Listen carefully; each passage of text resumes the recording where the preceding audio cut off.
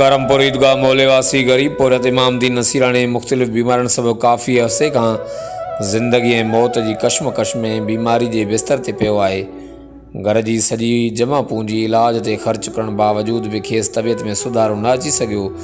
जेतोणीक बीमार पोरियत खे औलाद न हुजण करे बि वधीक बेसहारी ऐं बीमारी सबबि सख़्तु मुश्किलातूं दरपेश आहिनि। हड़ में इलाज जा पैसा ऐं राशन पाणी न हुअण सबबि बीमार पोरियत फाका काटण ते मजबूर आहे।